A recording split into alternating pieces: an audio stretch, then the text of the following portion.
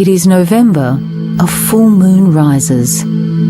Almost 400,000 kilometres away, planet Earth falls under its spell.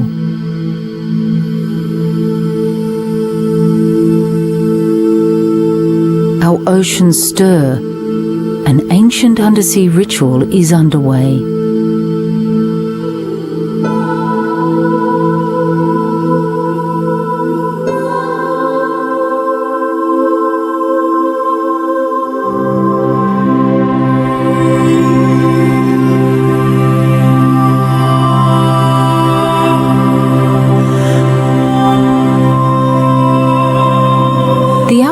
This event will not only affect marine life in the surrounding waters, but will also give us a clue about the health of the entire ocean system. The creature responsible is coral, and this is Coral's story. The story begins here with the incredible phenomenon that is mass coral spawning. It's an annual event cued by the sun and the moon. It involves over 140 different species and has been occurring for thousands of years. Although corals have no brain and no eyes, somehow individual species spawn together, sometimes down to the minute.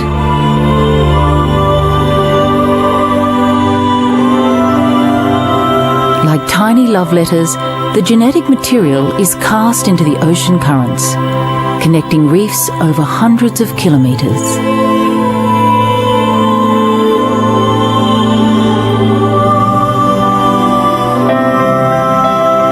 Like us, corals take up to 9 months to prepare for birth.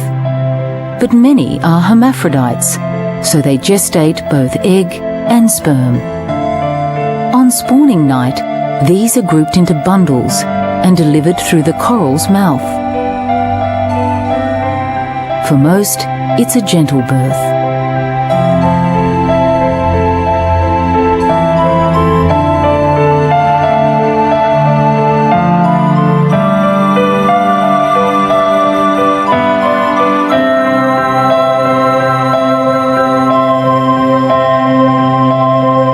Over a short time span, the bundles break apart and the egg and sperm must find their counterparts from another colony. Billions set forth, but few survive. Many other creatures choose the same conditions to spawn, and the reef waters are transformed into a vast liquid womb, clouded with eggs and sperm.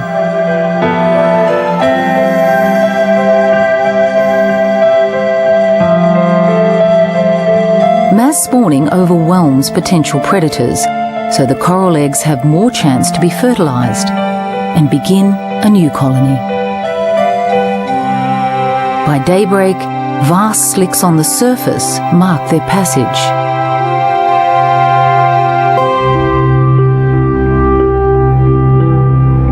Coral is an architect not only of the undersea world, but above the surface too. Dead coral breaks down into sand that eventually builds up to create coral cays.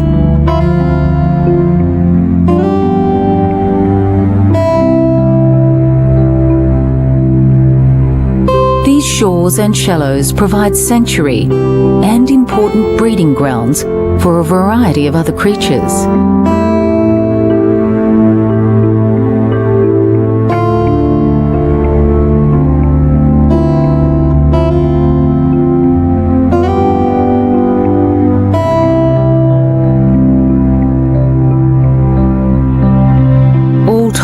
Reef-building corals have colonized every tropical ocean, shaped and protected thousands of kilometers of coastline, and influenced marine evolution for millions of years.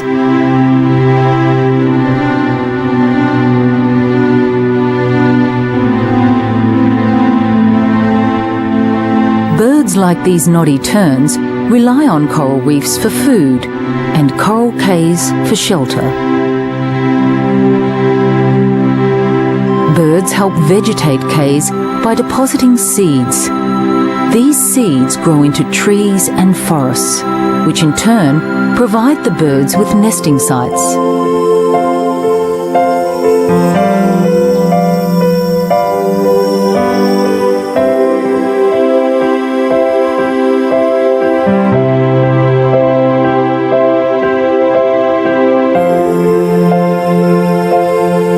These sandy outposts are frequented by many tropical seabirds, with some pairs returning to the same nesting sites year after year.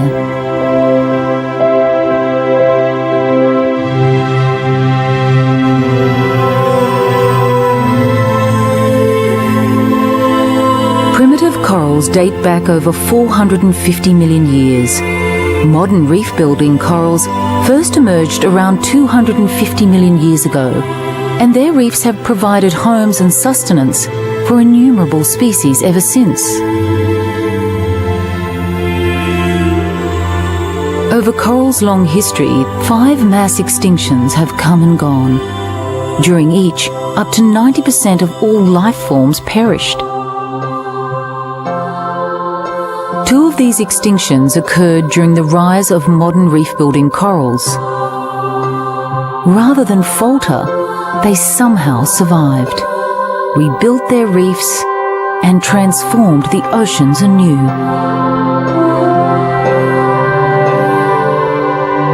Today, coral reef ecosystems are important nursery grounds for many iconic marine animals, such as the sea turtle. There are 7 species of sea turtle, and all are long-lived and slow-growing. They take between 10 to 30 years to sexually mature and mate at sea. These marine reptiles are nomadic and swim thousands of kilometers during their lives, but strong instinct and mysterious natural forces guide them, so that when a female needs to lay her eggs, she returns to the very beach where she was born to do so. Here she digs a nest, and coral sand becomes the womb. Hundreds hatch, but only 1 or 2 will make it to adulthood. They can then live for up to a century.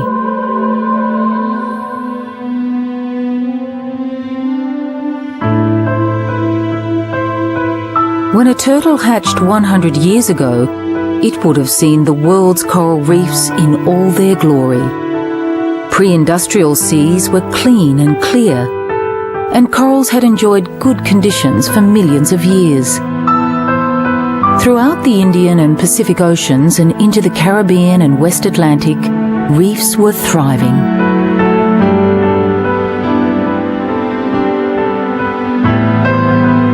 The turtle spent its youth exploring these reefs and witnessed the engineering marvel that is coral. By harnessing the power of the sun and perfecting recycling, coral built energy-efficient cities that put many of ours to shame. Collectively, these cities created vast empires, some visible from outer space.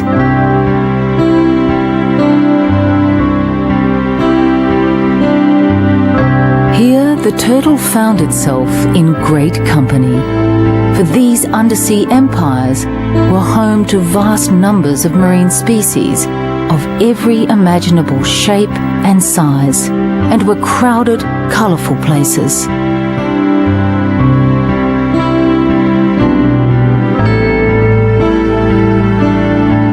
Today, reefs have one of the highest levels of biodiversity of any ecosystem, and are some of the most biologically important places on Earth.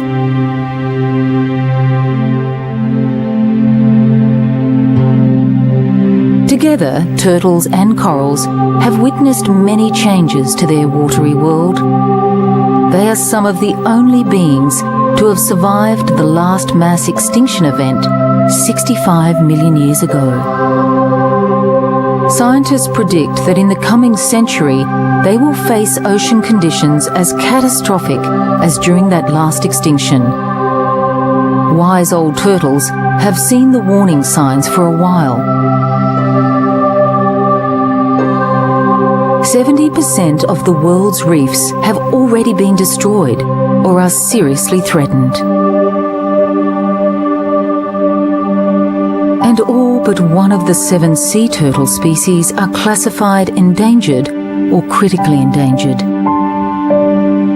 For the first time in millions of years, the future of both turtle and coral is uncertain.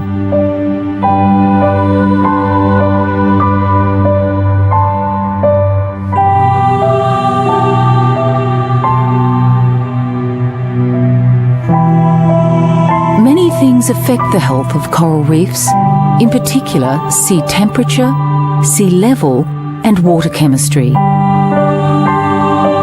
Reefs may look mighty, but corals themselves are fragile and can be fatally harmed by just subtle changes in their environment.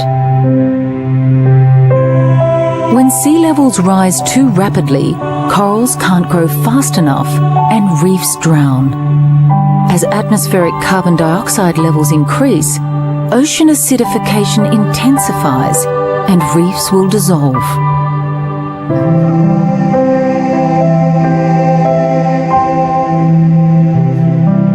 And a sustained increase of only 1 to 2 degrees in ocean temperature can cause corals to bleach and die.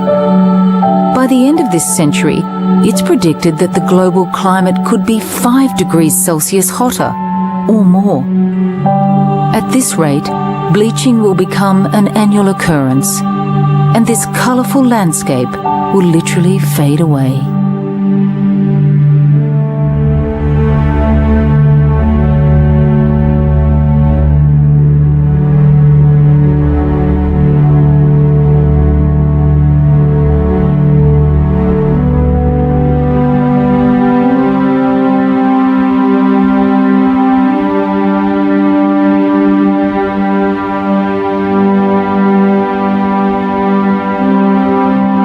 A healthy coral reef is easy to spot. A complex structure awash with colour, variety and activity.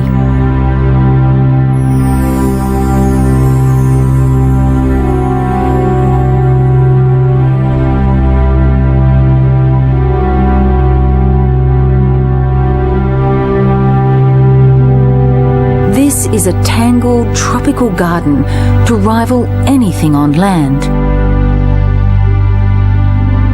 Most amazing about this garden is that many of the plants are actually animals. Like grasping hands, coral mouths hungrily sift the passing currents for food, day and night.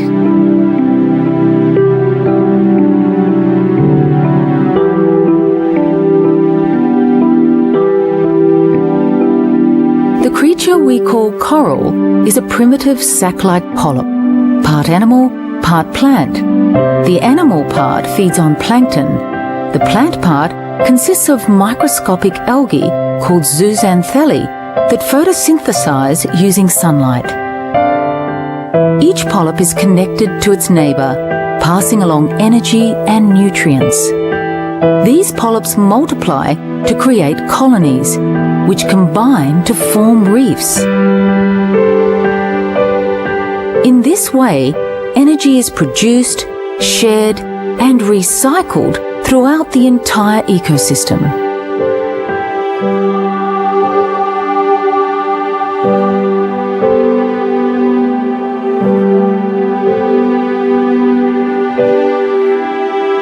With the energy they produce, corals not only thrive, but also manufacture calcium carbonate, the special concrete that builds reefs. This is one secret behind coral's great empire building. The other is budding. Budding is a process where coral polyps produce genetically identical copies of themselves and extend their colonies without spawning.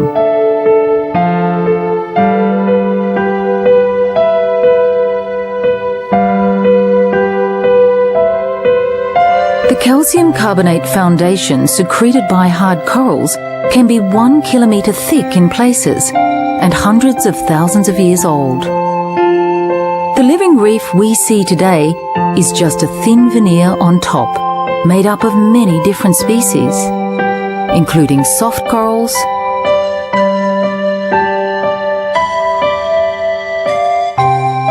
fan corals,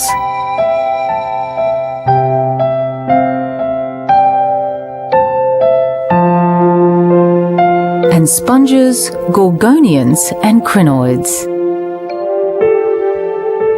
All told, coral has evolved into more than 1,000 hard coral species and over 700 soft corals, each perfectly specialized to fill its own niche.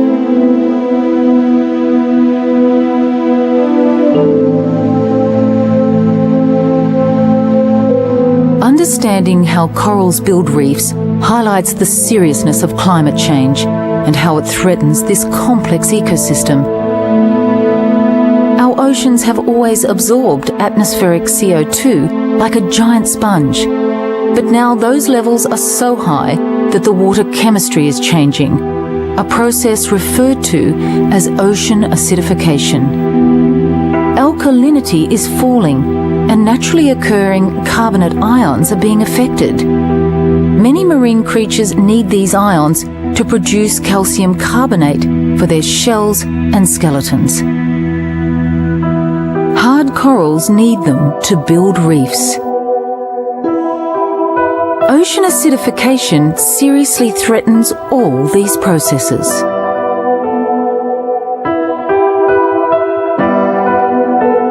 But in every natural catastrophe, there are winners and losers.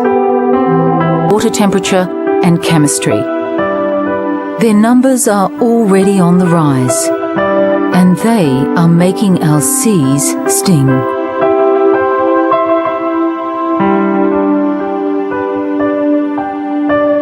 Coral's other ancient cousin is the sea anemone. Like coral, the anemone is a simple being that has been highly successful.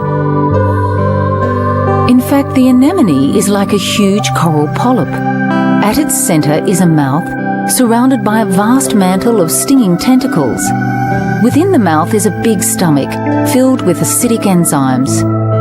Because the anemone does not have a solid physical structure or skeleton, it does not rely on calcium carbonate, so it's not as vulnerable as coral to ocean acidification.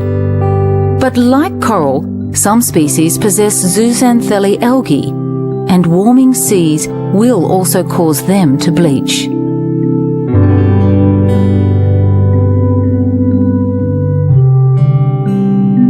There are over 800 species of sea anemone, 10 are suitable homes for anemone fish, and this is one of the reef's most marvelous partnerships. The anemone's tentacles normally sting invaders, but these fish are coated with a protective mucus and can dance in and out unharmed. The fish rarely wander more than a metre away. Everything they need is right here: scraps of food, protection, and community.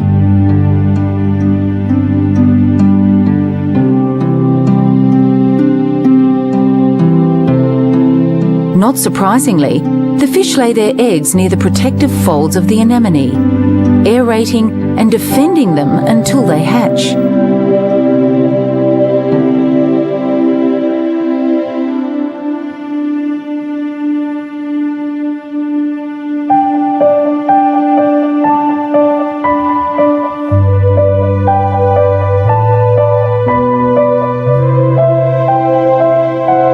Stuck in one place hasn't harmed their sex life. In fact, it's enhanced it. To keep everyone satisfied, they've mastered sex change. If a dominant female is required, a male can change sex. If a dominant male is needed, a subordinate male accelerates into sexual maturity.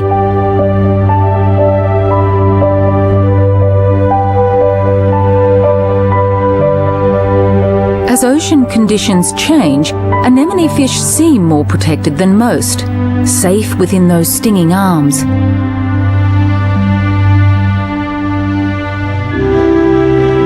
But even they are not immune from danger. All fish have internal structures and organs which may be weakened by ocean acidification. Even now, scientists are finding that the ear bones of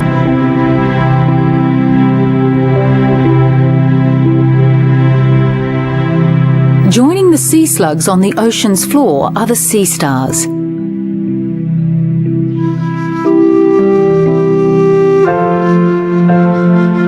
Sea stars are often referred to as starfish, but they're not fish at all. They're echinoderms. Echinoderms date back over 500 million years, so predate the evolution of coral. They have evolved into a wide range of life forms, and what many have in common is the spine.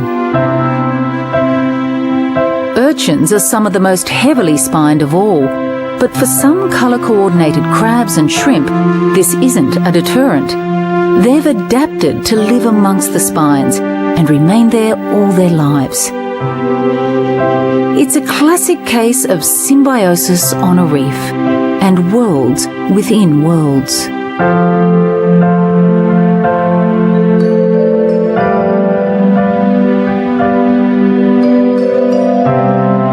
Tropical oceans are like vast blue deserts and largely nutrient poor. On coral reefs, nothing goes to waste. Various specialist filter feeders have evolved to sift the passing currents, capturing, digesting, and recycling every available bit of food.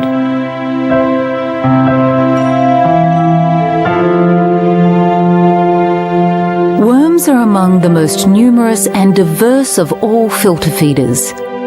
20,000 marine species exist, and unlike the earthworms, they're an exotic bunch.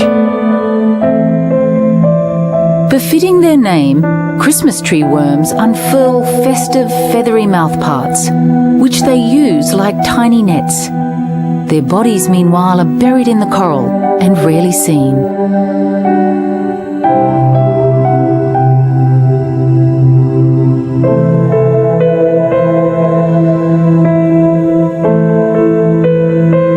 Equally shy are ribbon eels. They spend most of their time concealed in deep burrows, with just their heads peeking out. They're relatives of moray eels, and their gaping mouths make them look aggressive, but they're simply breathing, with their exaggerated nostrils sniffing for food.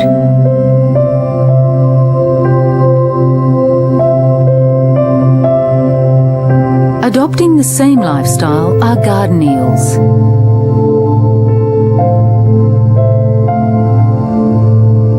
These delicate sea serpents rise from the sand in vast communities, performing their hypnotic Indian snake dance.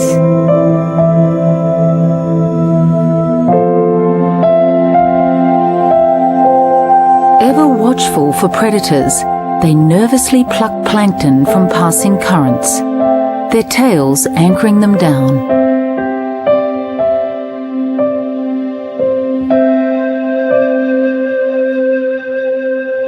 Because of corals' longevity on our planet, they're considered our living fossils. Another living fossil still with us today is the nautilus. It's an ancient mollusk whose line eventually dropped its shell and gave rise to the age of the cephalopods. Cephalopods are synonymous with the reef, and one of the most intriguing is the mimic octopus. As its name implies, the octopus mimics the physical likeness and movements of more than 15 different species, including sea snakes, lionfish, flounder, and ghost crabs. It's one of nature's great contortionists. If it doesn't want to be seen, it certainly won't be.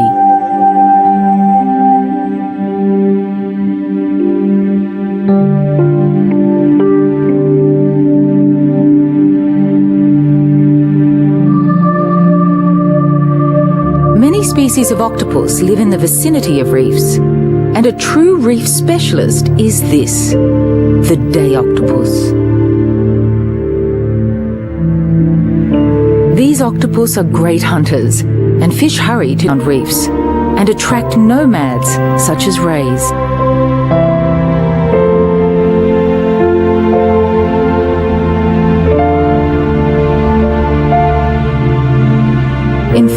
The total number of marine creatures dependent on coral reefs is immeasurable.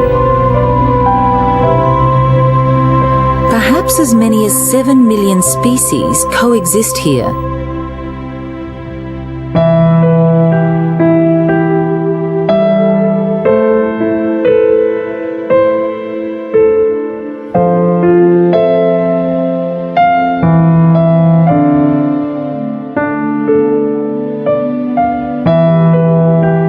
Over 4,000 species of tropical fish are associated with coral reefs, of which 75% depend on the reef for their survival.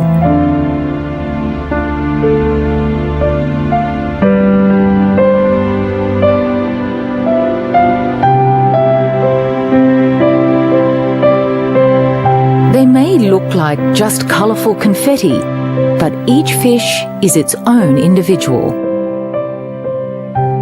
Fish can smell, hear, see and touch. They feel pain and have complex relationships. The vast majority of reef fish have defined home ranges. The reef sustains them, houses them, and conceals them from predators.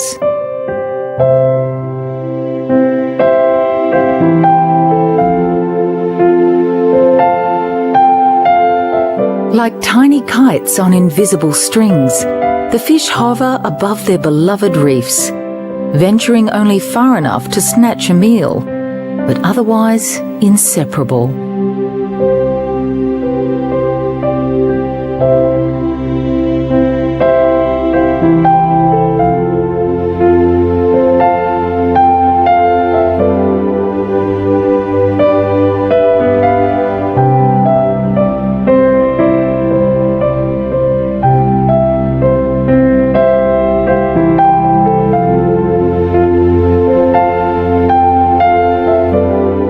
The connection between fish and coral is one of nature's most enduring love stories.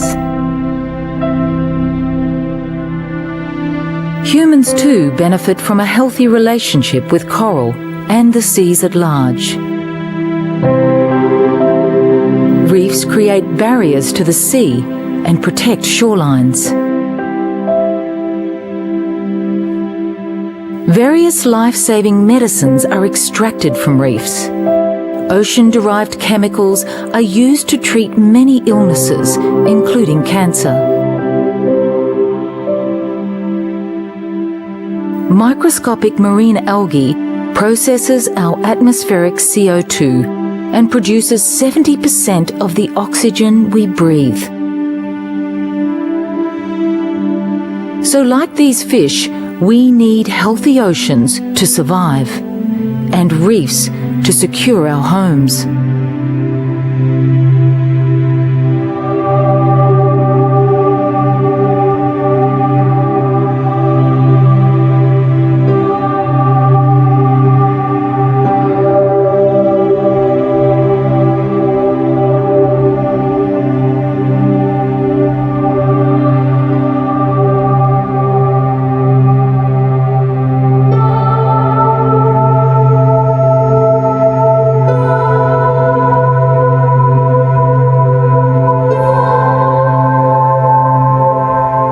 In both our terrestrial world and the undersea, there have been constant cycles of creation and destruction. The rule of nature is chaos. Although a reef looks harmonious, it's as chaotic as any other ecosystem.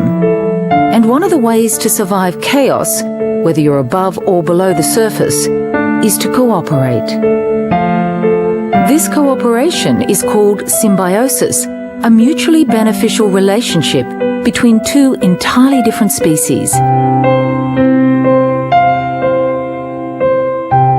These little blue and black striped wrasse would be perfect fish food if they hadn't made themselves so useful. They're cleaner wrasse and earn their keep by cleaning. So vital is this service that none of their grateful hosts would ever dare to eat them.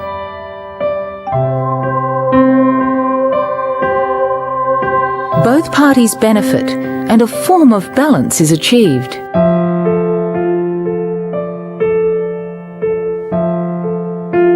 There is constant tension on the reef as different species work out this balance and try to maximize their moment in history.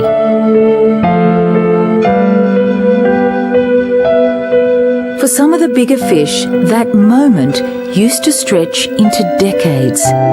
Some even lived for a century or more. But old age is a rarity now, and iconic reef species are vanishing, even as we watch.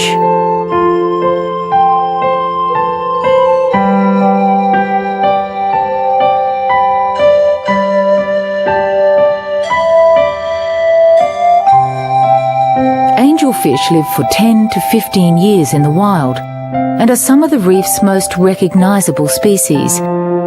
They're highly prized by collectors and, tragically, many live out their long lives in aquaria. A fish in a tank is like a bird in a cage. We're able to observe them, but we get little idea of their wildness. It's only here on the reef that we can truly appreciate just how complex a fish's life can be.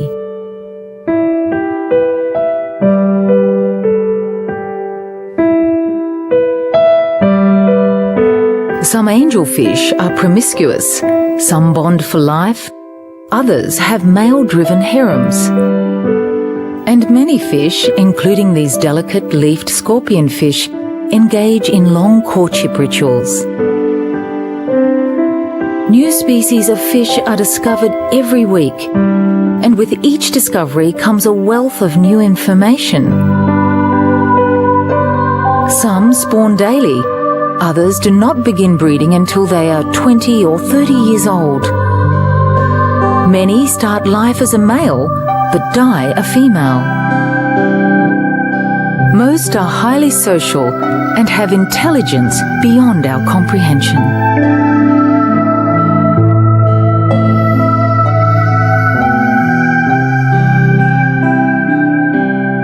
Like wildebeest and zebra on the African plains, tangs and parrotfish often graze together.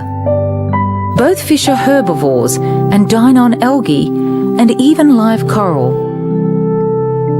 Other species converge on the reef crest. This area is exposed to wave action and lots of sunlight and is rich in nutrients. Fish like this rock mover wrasse literally move rocks in the search of worms and mollusks. Dining this way is hard work, and they're not always willing to share their patch. Others excavate the substrate and swallow large mouthfuls of sand. Their bodies are specially designed to filter the sand for algae, dispelling waste through their gills.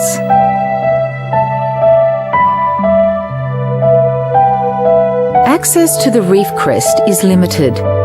It's only at certain tides and during calm seas that it's possible to feed here.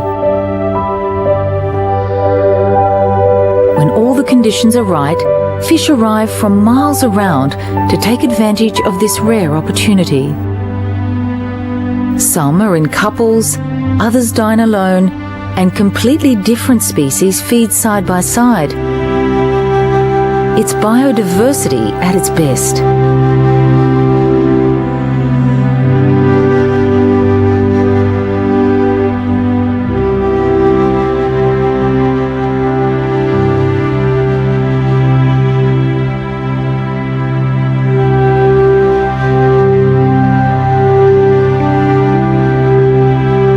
Eccentric earth movers like triggerfish also join the dinner party.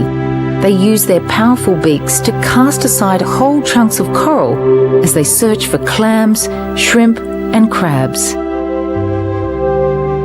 They're much too busy to worry about their table manners.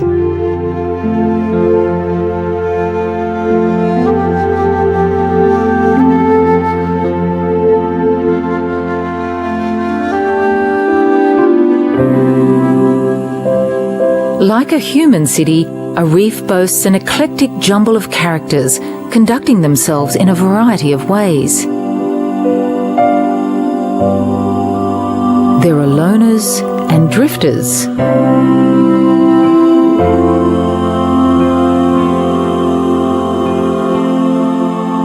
There are clandestine, there are the watchful and the wary,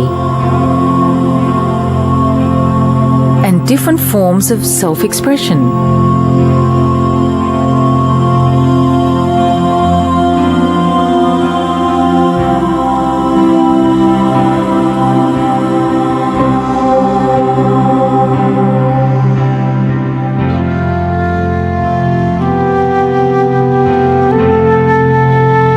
As in all of our cities, strange alliances occur.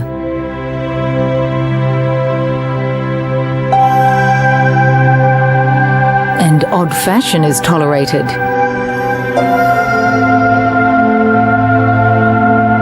Every beauty and beast has its place.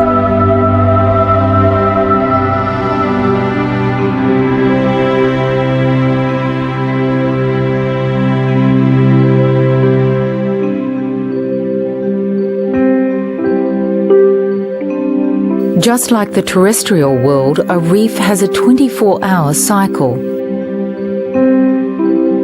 As the afternoon light begins to fade, fish like these anthias spawn with abandon, knowing that night will soon follow and conceal their eggs.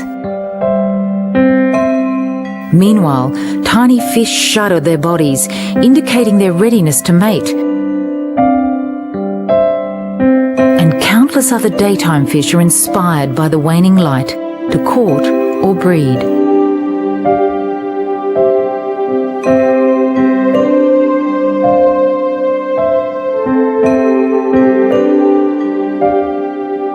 Here, a pair of flute mouths engage in a seductive sword dance. It's their form of foreplay, and they've been at it for hours.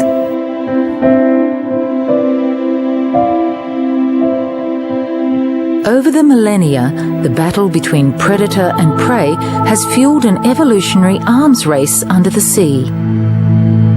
Mother Nature is always updating her designs and making old ones redundant.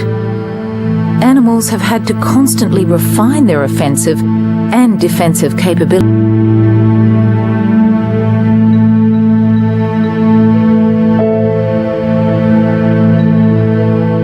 And scorpion fish are as bizarre as they come. They're expert mimics of sponges, but have one of the fastest strikes on Earth.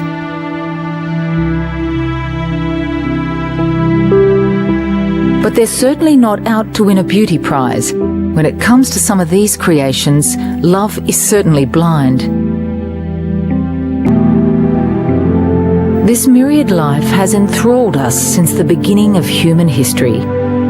We did originally evolve from the sea, and ever since early humans first emerged, we've been drawn back to its shores.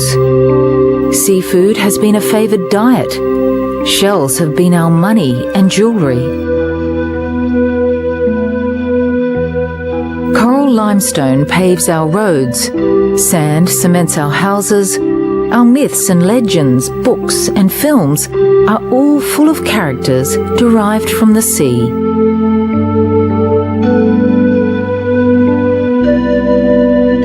And as light fades, these characters begin to change, and the story of coral moves into a very different narrative.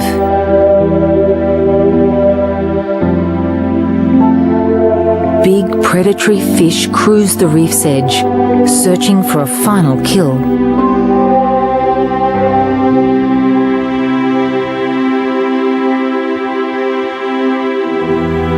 Daytime fish hurry into hiding. This is a dangerous time of transition. All across the reef, there is a changing of the guard.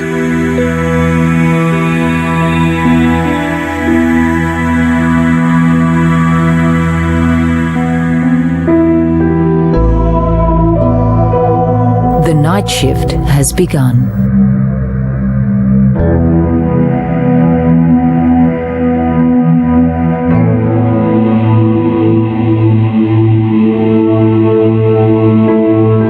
Little is known about our oceans. The surface of Mars is better mapped.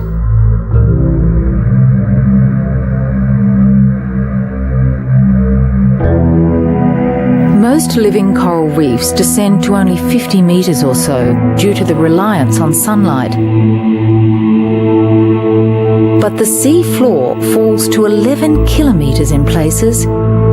This is what we call the abyss. Nighttime on the reef gives us a sense of what this abyss might be like. The inky black is very much alive and full of aliens.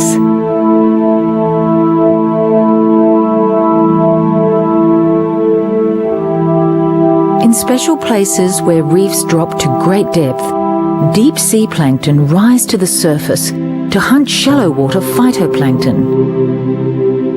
They travel hundreds of meters, they number in their billions, and they repeat the journey every night. It's one of the biggest migrations in the animal kingdom.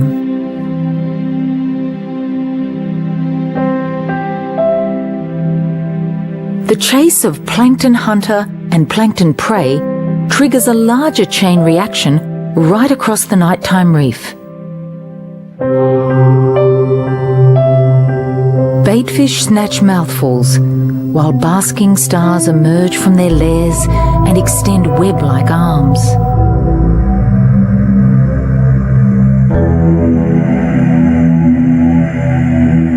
The water flashes with colour as the plankton frantically communicate with one another.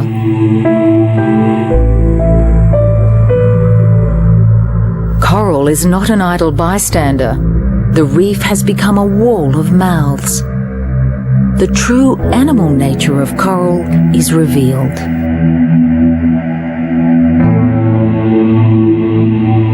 Equipped with poisonous harpoons and acid, each polyp becomes a deadly trap from which escape is impossible.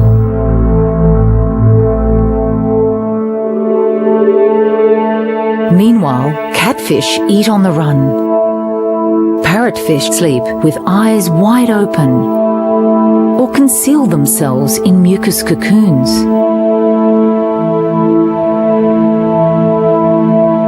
Without torches, humans are blind at night. Underwater, we'd barely know up from down. But the undersea hunters are not at all disadvantaged. Instead of sight, they use vibration, electrical impulses, and chemical traces to find what they're after.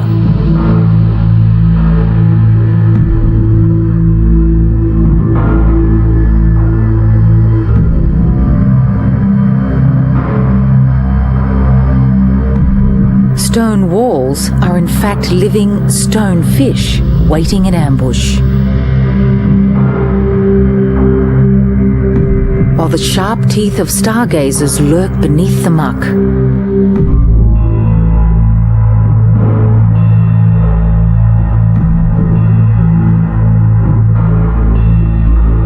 It's easy to swim towards danger without realizing it. This anemone has become a serial killer. A lucky squid escapes, releasing ink to cover its tracks. A pipefish looks on as fish scatter and more fall victim.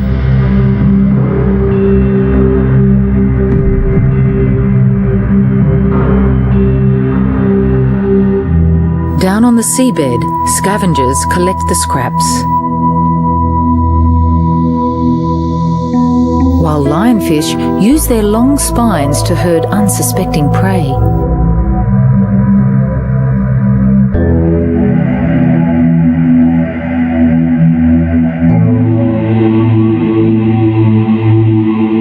There is activity in all directions as night hunters of every description eat their fill.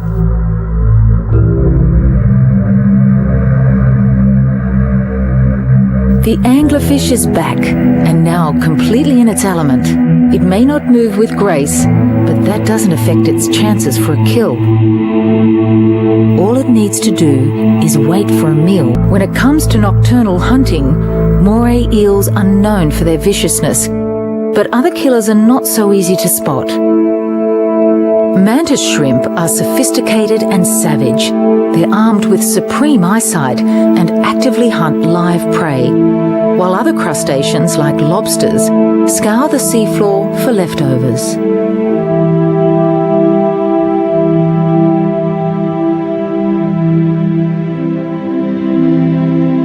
With a busy time ahead, day fish try to sleep despite all the activity. Some drifting like ghosts in the dark.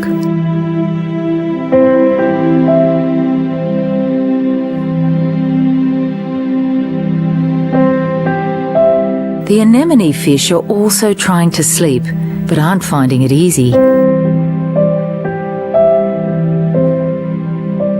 Their flatmates, the dotted crabs, are enjoying a midnight snack.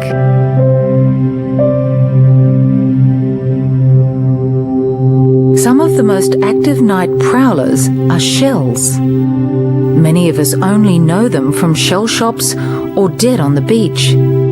But shells alive are much more precious. Gypsy caravans varnished by the oceans, constantly on the move.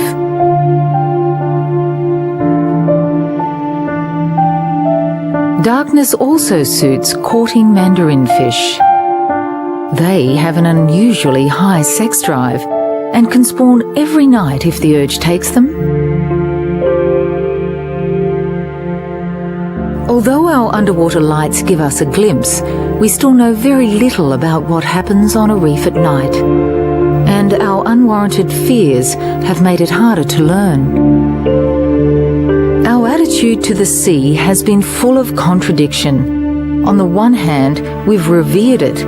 On the other, we've seen it as an enemy, dark and unfathomable, full of dragons and monsters.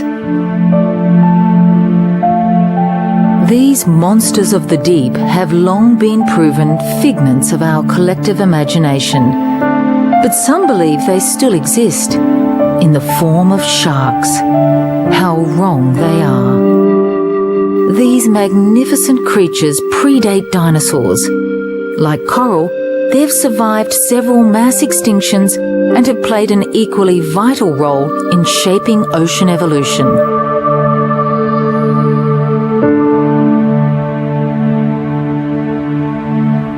Sharks have been roaming our seas for over 400 million years.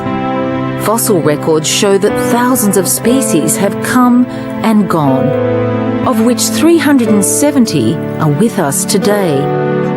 They can be found worldwide, with many dependent on coral reef ecosystems for protection and food.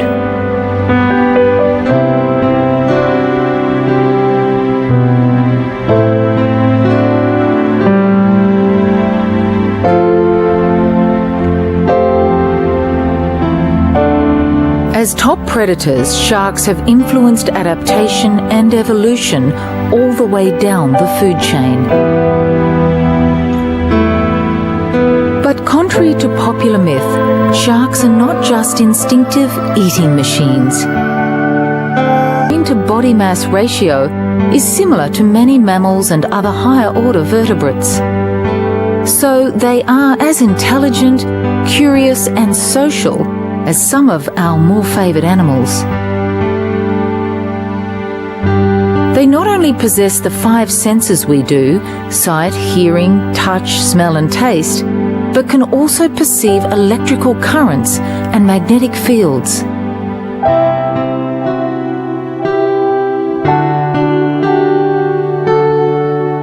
If we're in the water with them, they can detect our presence from miles away. They can monitor the beating of our heart and read our mood.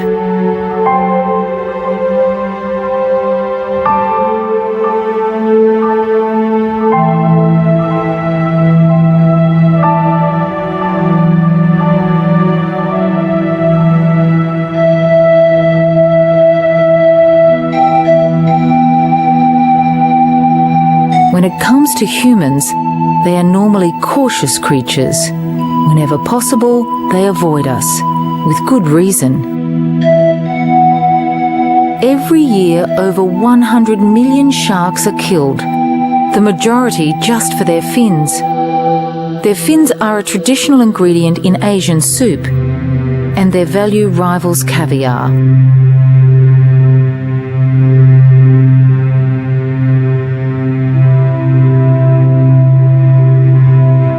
The sharks are often finned alive and thrown back into the water to drown.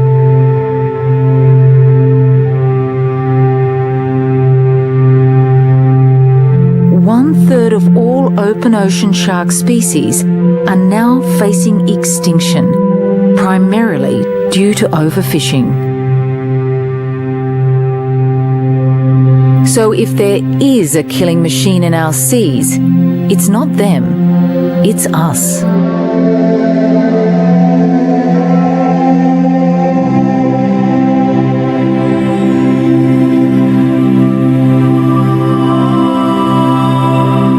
No shark is safe, not even the biggest of them all, the whale shark. Up to 15 metres long and 12 tonnes in weight, they're an impressive sight. But they're strictly filter feeders and dine mostly on plankton. Unbelievably, they are also victims of illegal fishing.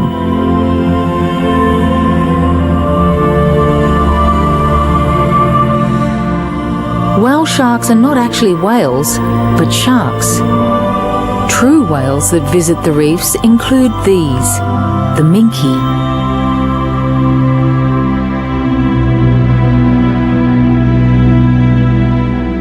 Incredibly, these graceful animals are still being harpooned. What trust they show us, regardless.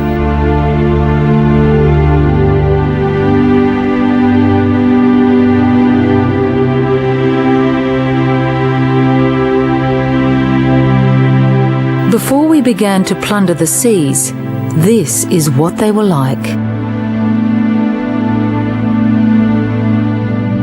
Linking the abyss with the surface, layer upon layer of shimmering silver.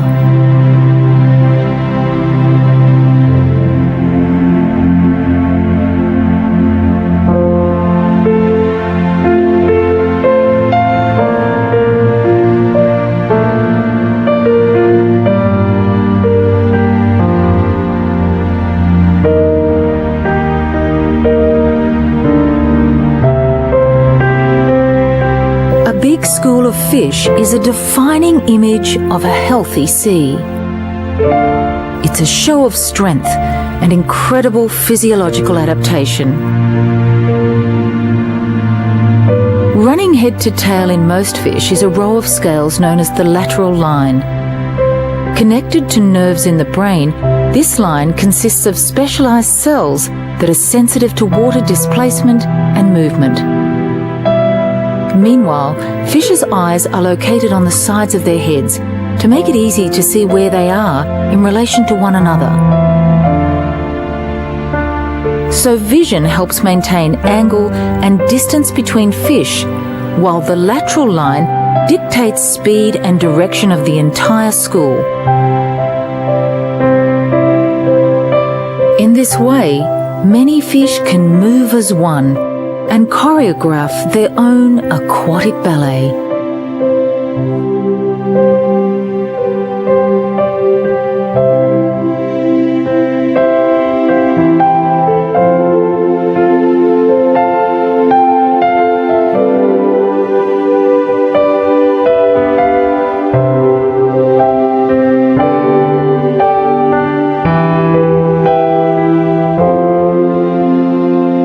Fish school as juveniles, and around half of all fish species form aggregations at some point in their life cycle.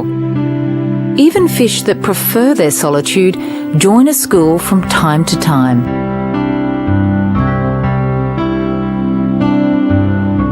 Just one net can collect a ton of fish at once, and over 100 million tons of fish are hauled from the oceans each year. For the few big schools left, it must feel quite eerie, moving through so much empty, liquid blue.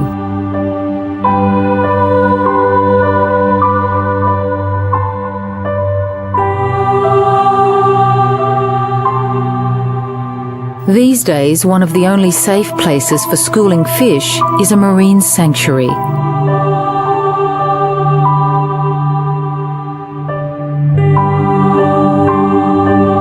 Whenever sanctuaries have been established and policed, fish stocks have slowly increased, helping to restore biodiversity. A successful sanctuary becomes a precious time capsule, a reminder of how rich the seas once were and could be again.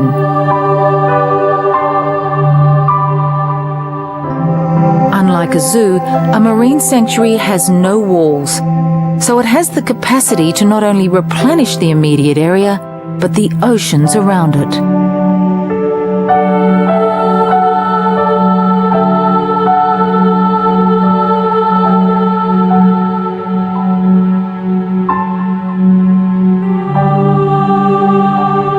Because we have individual names for our oceans and have territorial borders, we forget that there's only one system. There is only one sea. Water, covering 70% of our planet's surface, connects us all. What occurs even in our polar regions will eventually affect coral. And conversely, each new marine sanctuary is another powerful step towards saving our seas.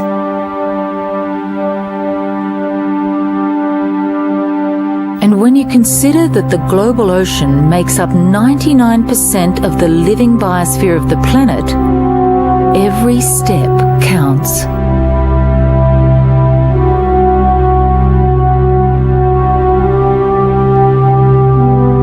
Because reefs are such important breeding grounds for so many marine creatures, this is where a new future might lie. Renewal here is a daily affair and brings with it magical transformation. Here, a coral cod blushes a different colour when wooed by its mate.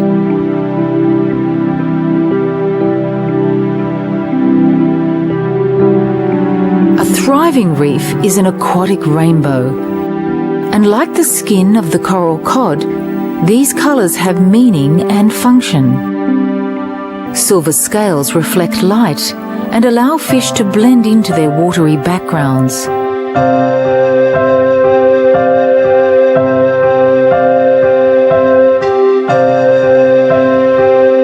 Bold, strong colours allow fish to recognise their own species in a crowd.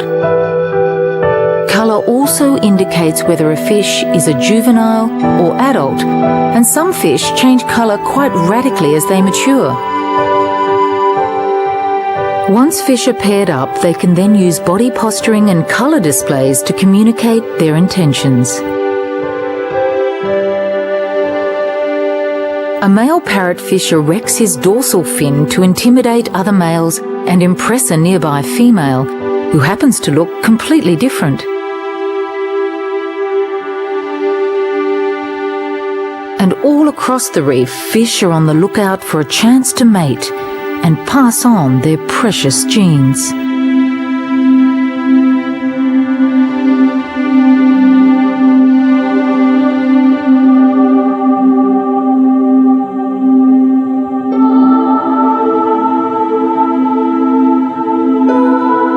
Most sea creatures have short, intense lives compared to ours. For some fish, a few years constitutes an entire lifetime. So every good day on a reef is truly great.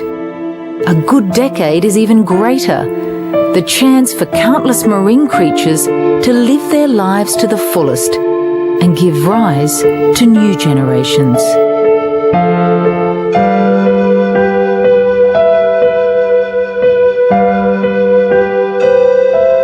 In the quest to survive in these tropical seas, animals have had to be highly inventive, and sometimes nature's own rules are broken. Consider the seahorse. These mystical creatures come in all sizes, some bigger than your palm, others as small as your fingernail. The daintiest of them all is the pygmy seahorse, whose life is completely bound to Gorgonian coral. Some clever gobies have enlisted the services of a slave. In a most extraordinary partnership, gobies and blind shrimp live together, bonded by mutual need. The shrimps excavate a burrow in which the gobies can hide, and they eat the gobies' scraps. The gobies act as sentinels, warning the shrimps of approaching danger.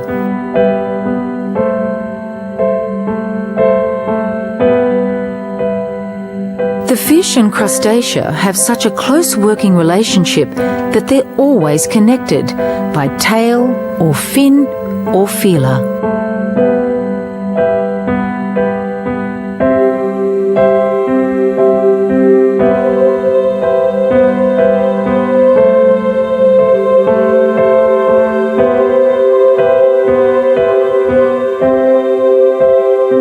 For fish close to the bottom of the food chain, a safe home base is essential. Space is limited and good real estate hard to come by.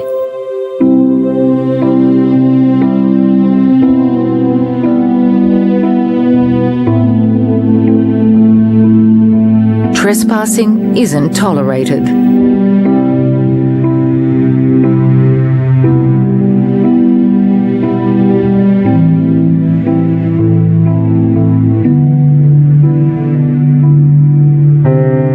Territorial disputes are normally quick to work out, but not always.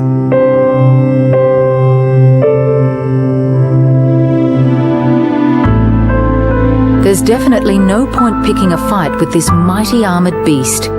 It's the crown of thorns starfish, coral's mortal enemy. By disgorging their stomachs and drenching polyps with acid, they eat living coral and suck the life out of a reef.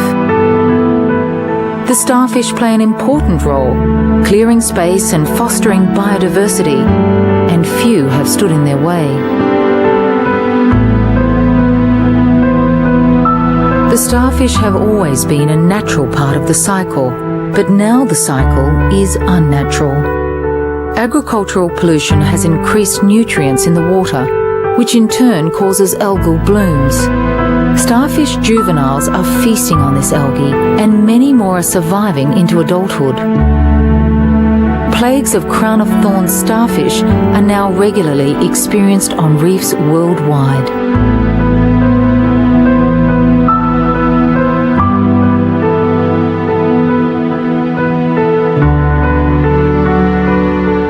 But not all infestations are bad news. A perfect example is the unlikely alliance between the eared sponge and the pink sea cucumber. This sponge is highly toxic to most, but the sea cucumber has adapted to live here in huge numbers, rising off the edges to spawn. This is an inhospitable habitat where creatures are thriving. Perhaps it offers hope for life in our changing seas. It's certainly proof that anything is possible.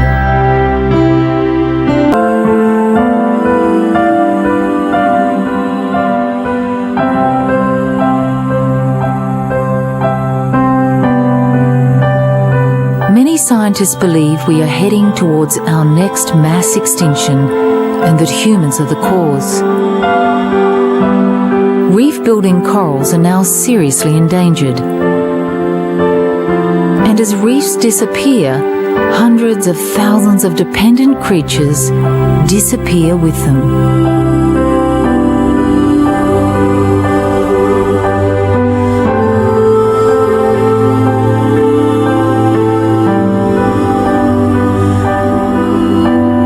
Furthermore, the demise of coral reefs is a clear indicator that our ocean is dying, and our ocean is our planet's life support system. The only way to save our ocean is to radically curb our CO2 emissions within the next 1 or 2 decades. We have all the tools to do it, and if we succeed, we will not only save our reefs, we will ultimately save ourselves.